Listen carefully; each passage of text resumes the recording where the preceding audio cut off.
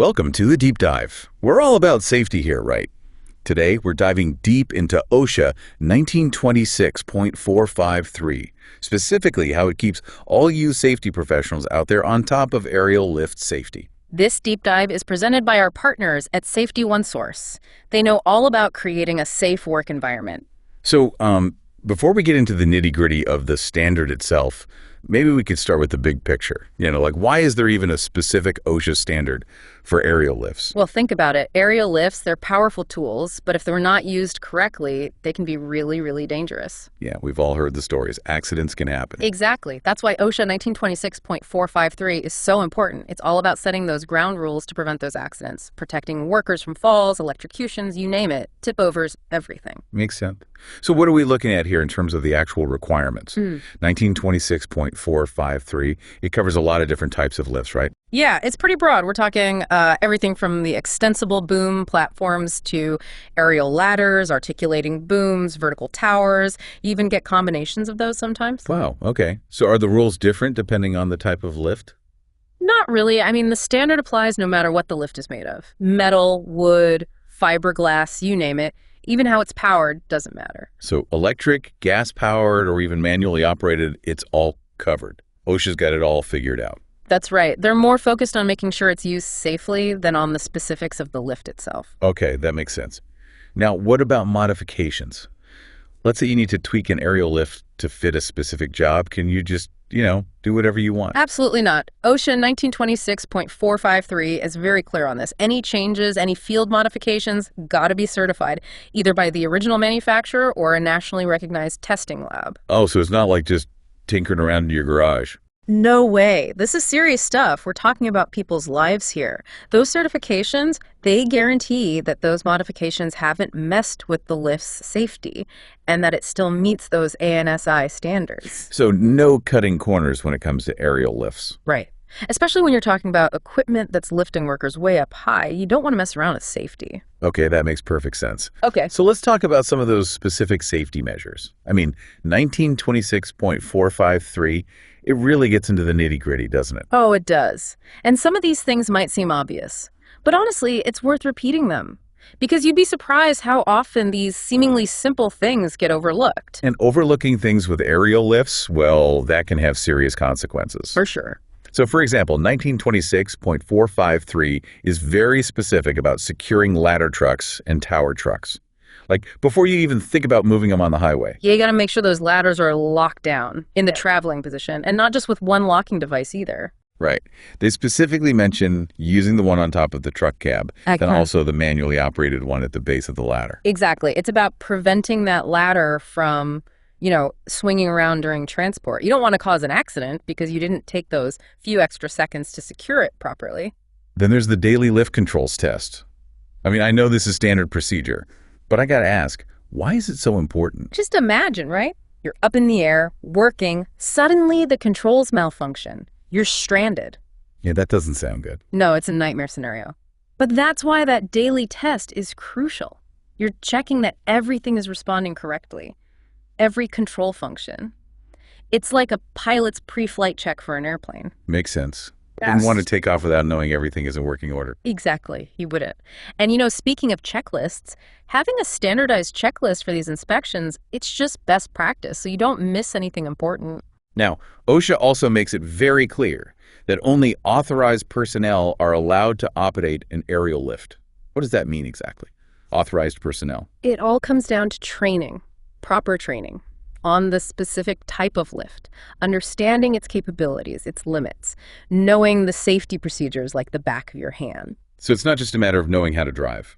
No, it's specialized knowledge about aerial lifts, understanding the potential hazards, and knowing how to deal with them. Got it. So once you're up in the air, what are some of the safety things to be thinking about? Well, a lot of it is reinforcing common sense, really.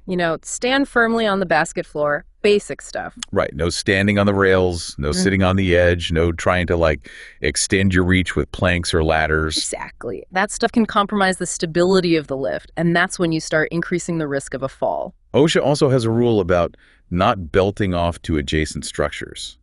It seems kind of counterintuitive, doesn't it? Wouldn't that add an extra layer of safety? It might seem that way at first, but think about it. What if the lift needs to move? If you're tied to a fixed structure and the lift moves, well, you could be pulled right off the platform. Oh, yeah. I hadn't thought of it that way. It's a good reminder that even those seemingly logical safety ideas, sometimes they can backfire. They can. That's why those specific OSHA rules exist. They're based on experience, you know? They've seen it all, those OSHA folks. Let's talk about body belts and lanyards for a second. I feel like there's some confusion around that. There is a bit. The standard says to wear a body belt with a lanyard attached to the boom or the basket. But there's also that note in there referencing an update to OSHA's regulations on body belts as part of personal fall arrest systems. Yeah, I remember that. Subpart M of 1926.50298, back in 98. It basically says body belts aren't good enough for fall arrest anymore. Right. So how does that work with aerial lifts? Well, it's all about the difference between fall arrest and, well, other kinds of fall protection. Body belts, they're not good for stopping a fall, but they are okay for tethering or restraint. That's what 1926.502E is all about. So the body belt and lanyard, they're acting as a restraint system in this case, keeping the worker from getting into a position where they could fall. Exactly. It's about limiting their movement, keeping them in a safe zone up there on the platform. That makes sense. Okay, moving on. Weight limits. I'm guessing those are pretty important with aerial lifts. Absolutely. Overloading, it can lead to all sorts of problems. Instability, you increase the risk of a tip over, not good. So what does OSHA 1926.453 say about weight limits? It's pretty straightforward. Stick to what the manufacturer says, the boom and basket load limits. Okay, and where do you find that information? Should be in the operator's manual for the lift. And usually it's displayed right on the equipment itself, you know, labels and such. So it's not just about the total weight either, right? How that weight is distributed in the basket, that matters too, doesn't it? Absolutely. If you've got all the weight on one side of the basket, it's going to throw off the balance. Could tip the whole thing over. Yikes. So even distribution is key. It is. Keep that center of gravity where it needs to be. Okay, that makes sense. Speaking of stability, let's talk about outriggers. Those are the extendable legs, right? For extra support. That's right. Especially on uneven ground, those outriggers are vital. Help prevent those tip overs. Any tips for using them correctly? Always set the brake first before extending those outriggers. And then make sure they're positioned right on pads or a solid surface so they don't sink. And what about working on an incline? I've heard about those chalk wheels. Were they like a good idea? Chalk wheels can help on an incline, but only if you can install them safely. You really got to assess the ground. If it's too soft or uneven, those chalk wheels might not be enough support. So it's kind of a judgment call based on the site. It is. You've got to use your best judgment. Okay, now this next one seems kind of risky. Moving the lift when the boom is up. It can be. That's why OSHA 1926.453 generally says you shouldn't do it. Move the lift with the boom elevated and workers in the basket. Right. Sounds dangerous. It is, unless you've got a special kind of lift. Some lifts are designed for that kind of operation. They have extra safety features built in. So unless you're sure it's one of those special lifts, better to lower the boom first. Right. Safety first. Always. Okay, platform controls, what about those are the controls for the worker up in the basket, right? Yes, and OSHA's got specific requirements for those too. For articulating and extensible boom platforms anyway, the ones designed to carry people. Right. What should we know about those controls? Well, for starters, they need both upper and lower controls. Okay, so what's the difference? The upper controls, they have to be up in the platform within easy reach of the operator. And the lower controls, those are mostly for emergencies or for moving the lift around when the basket is empty. Got it. So what happens if someone needs to use those lower controls? Do they need permission from the worker in the lift? Absolutely. OSHA says they have to get permission first, unless it's an emergency. It's all about communication, making sure everyone's on the same page. Right. No surprises up there. Exactly. And another thing, this might seem obvious, but climbing gear, it doesn't belong anywhere near an aerial lift. OSHA says no climbing gear. They do. It's in the standard. No climbing gear while working from an aerial lift. It's just too risky. Too many entanglement hazards. Makes sense. You're already elevated in the lift, so no need for the extra climbing gear. Right. Use the right tool for the job. The lift is designed to keep you safe and elevated. No need to add extra risks. Now, this next topic is especially important for electricians, anyone working near power lines. Insulation. Oh yeah, insulation is crucial, especially with aerial lifts around electrical hazards. So what's the deal with insulation in 1926.453? Simple. Don't mess with it. Don't alter those insulated parts of the lift. Don't do anything that could weaken the insulation. So no drilling holes or adding attachments. Nope. Anything that could expose those conductive parts, that's a no-go. You create a path for electricity to flow, and you've got a major risk of electrocution. Or a fire. Exactly. Not a risk worth taking. Okay, before we wrap up this part of the deep dive, there's one last thing about moving the lift, making sure everything is stowed properly. Right. The boom has to be inspected, make sure it's cradled correctly. And those outriggers, they need to be stowed too. Unless what? well, sometimes you can't fully stow everything. Maybe you're working in a really tight space, or you just need to move the lift a short distance with the boom partly up. So there are exceptions. There are in certain situations, but even then, you got to be extra careful. Assess the risks, and if you're not sure, talk to someone who knows. Better safe than sorry. Always. And we've really just scratched the surface here. There's so much more to OSHA 1926.453. So much to learn. Well, stay tuned, everyone. In the next part of our deep dive, we're going to get even more technical. We'll be talking about electrical testing, bursting safety factors, and welding standards. You don't want to miss it. Welcome back to the deep dive. Ready to get a little more technical? I think so. You got those electrical testing things to talk about, right? We do. And all that bursting safety stuff. Okay, yeah. I'm ready. Hit me with it. All right. So first up, electrical testing. This is where things can get a little, complicated, I guess. Complicated how? It's all about making sure the electrical systems on those aerial lifts are safe, right? And there's a whole set of standards for that. Specifically, ANSI A92.2 1969, Section 5. That's where all the procedures and requirements are laid out, to make sure those lifts are electrically sound. Yeah, it makes sense. I mean, we're talking about machines that often work near power lines, so you don't want any electrical mishaps. You really don't. And usually the standard calls for AC voltage tests. But there's a little wiggle room. Sometimes you can use equivalent DC voltage tests. Oh, so they're not all stuck in their ways, huh? Not exactly. But those DC tests, they got to be approved, either by the manufacturer or a nationally recognized testing lab. So you can't just, grab any old DC tester and call it a day. Nope. It's about making sure that the alternative method is just as safe as the AC tests they usually use. Okay, that makes sense. It's all about minimizing risk, right? Exactly. Electrical shocks, shorts, you name it. We got to keep those hazards at bay. Now, what about those bursting safety factors you mentioned earlier? What exactly are we talking about there? Bursting safety factors. This is where we get into the nitty-gritty of those hydraulic and pneumatic systems. It's all about how much pressure those components can take before they, burst. So a higher bursting safety factor means, a stronger system, one that's less likely to fail. You got it. And OSHA 1926.453, it lays out specific requirements, different factors for different parts. Okay, I'm following. So how does that work? What are the different categories? They break it down into critical components and non-critical components. Critical components are the ones that could cause a major disaster if they fail.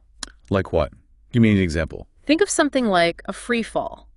Or if the boom starts spinning out of control, that's what a critical component failure could lead to. Oh, wow.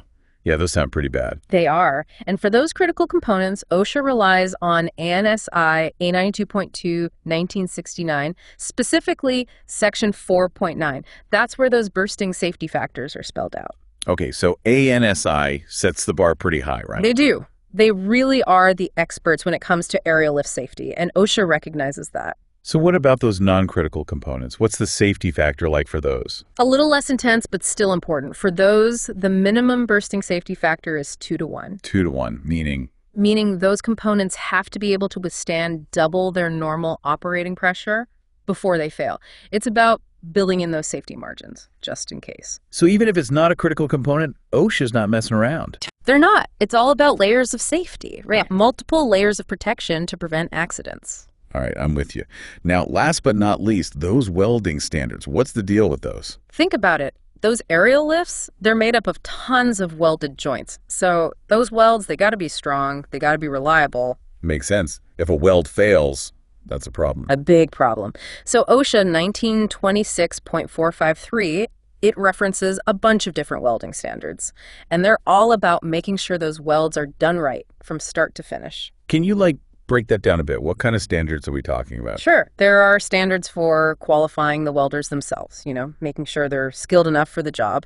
That's where AWS D1.1 comes in. It's all about structural welding. So not just any Joe Schmo can weld on these lifts. Right. You need certified welders, folks who know what they're doing. Then there's AWS D1.5. That one's all about the welding procedures, making sure there's a clear, documented process for how those welds are done. Okay, I see. So it's about consistency. Right. And making sure those welds are done the same way every time. Exactly. A good procedure, it helps prevent defects, keeps those welds strong. And then there are material specs, of course, making sure the right materials are being used. Stuff like AWS A5.XX, that covers the electrodes, the filler metals, all that good stuff. So using the wrong materials could weaken the weld or even cause it to crack. You bet. And that's the last thing you want. Okay, and what about inspections? How do they make sure those welds are up to snuff? Well, the standard doesn't say exactly how to inspect them, but it does stress that verifying the quality of those welds is super important. There are a bunch of different methods: visual inspection, magnetic particle testing, liquid penetrant testing, even ultrasonic testing. Wow, that's a lot of options. It is. And the right method, it kind of depends on the specific weld and how critical it is. Right. Different situations, different testing. Okay, I think I'm getting the hang of this. It's a lot more involved than I thought. It is. Ensuring aerial lift safety, it's a complex business. But we're almost there. We've just got one more part of our deep dive left. Welcome back to the deep dive. Mm-hmm. We've been spending all this time on OSHA 1926.453, all about aerial lift safety. I gotta say, I've learned a lot. Me too. We've gone over a ton of information, those general requirements, all those safety precautions, and then, of course, all that technical stuff. Electrical testing, those bursting safety factors, welding standards, all of it. It's clear that OSHA's put a lot of work into making sure those aerial lifts are used safely. But, it's one thing to read the rules. It's another to actually, put them into practice, Exactly. And that's what we're all about here, right? Giving those safety professionals the knowledge they need to create a safe workplace. Not just following the rules, but going beyond that.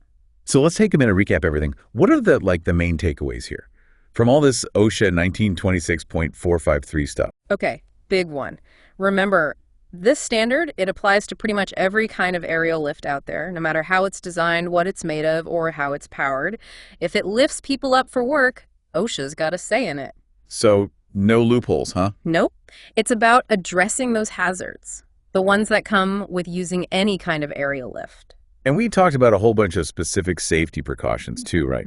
Securing those ladders before you move them, doing those daily controls tests, making sure only trained people operate the lifts, and no more of that risky business like sitting on the edge or tying yourself off to other structures. It might seem like common sense, but you'd be surprised. Those incidents still happen.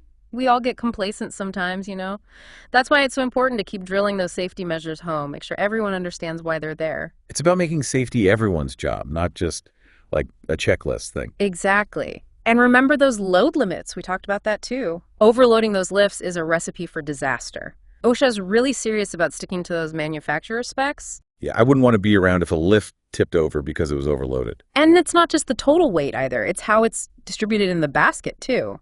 Got to keep things balanced. Oh, and what about those body belts? That was kind of confusing. Yeah, it can be. They're okay for restraint systems on lifts, but you can't use them for fall arrest. OSHA's got other rules for that. So it's important to stay up to date on all those fall protection regulations. They change sometimes, right? They do. Got to keep learning. And speaking of learning, remember all those technical details we went over?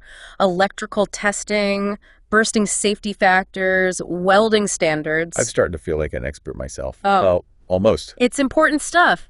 All about making sure those lifts are structurally sound and electrically safe, of course. We talked about all those different tests, the importance of those safety factors, and those really strict welding standards. OSHA doesn't mess around. It's really impressive, actually, how much thought they've put into this whole thing, every aspect of it. But, even with all that, OSHA 1926.453, it's really just a starting point, isn't it? It is. Technology changes. New hazards pop up. Safety professionals, they got to stay ahead of the curve, keep learning, keep improving. So what's next? What should we be keeping an eye on? Any new trends in aerial lift safety? Well, we've talked about the rules, the established stuff. But what about the future? What new innovations are out there to keep those workers even safer? Ooh, yeah. Like maybe they'll start building lifts with even more safety features. or come up with better training methods. I've heard about those virtual reality simulations. Maybe those could help. That's a great point. And there's all that data stuff too, right? Sensors and things. Using data to predict potential problems before they happen. It's pretty amazing how much technology can do for safety these days. It is. And remember, folks, Safety One Source, they're always there to help. They've got tons of resources, training materials, and of course, those experts who really know their stuff. Definitely check them out. Well, that about wraps it up for this deep dive. Hope you all learned something new today. Remember, everyone, safety's a team effort. Understand the rules, stay informed, and keep that safety culture strong in your workplaces. You got it. Stay safe out there, everyone. And remember, 0 incidents, that's the goal. And keep on diving deep.